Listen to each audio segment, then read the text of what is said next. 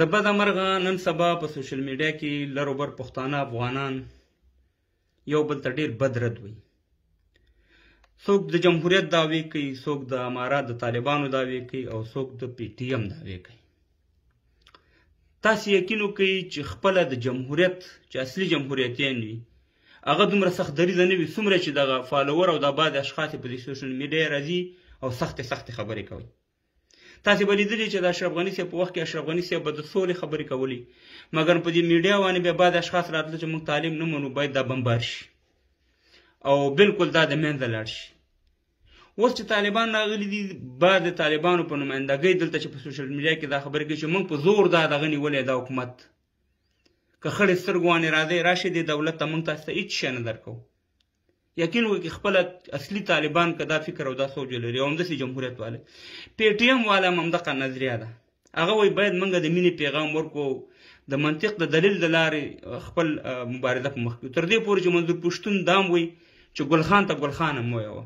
مګر هم تاسې وګورئ چې د پی ټي ایم په چې دعوې کوي بعضې اشخاص له ټول نه ښیم، هغه دلته راځي وروره کنځلې کوي، بدې ردې وایي، وروره د پی ټي ایم نوم شرموي.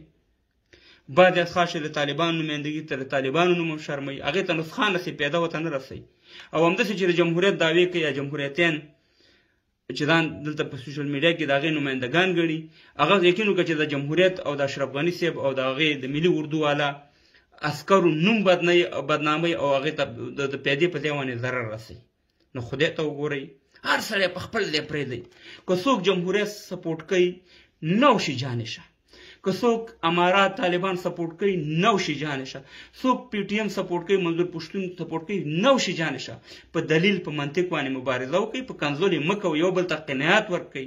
دا نه کېږي چې سل په سلو کې ما سره ټول هم نظر شي او هم فکر شي. په یو کور کې 5 بچي دي او سړي زامن هغه ټول په یو فکر په یو سوچ باندې نه وي. په دې برطانیه کې 2 ورونه یقین وکړه د دواړه د یو بل په مقابل کې ولاړو په انتخاباتو کې.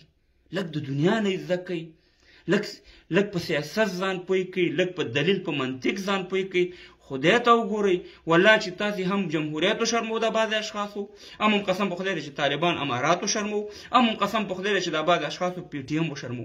موږ ټول درد او غم یو دی، دشمن هم یو دی، او د دې بد ردو او د دې دشمنۍ پیدا چې ده زموږ دشمنانو ته رسېږي. خدای ته وګورئ، بد رد مه یوئ، اتفاق اتحاد ته کار وکړئ، په خپل ځي اوسئ، مګر په دلیل په منطق کې یو بل ته دغه ورکړئ. منفي تبلیغات په ځول مه کوئ او مه د ځانه خبرې جوړوئ او مه دلته کنځلې بدې ردې خپلو مشرانو ته وي. دا ټول زموږ مشران دي چې څومره دي، که جمهوریت والا دي، که امارات والا دي، که پی ټي ایم والا دي، ټول افغانان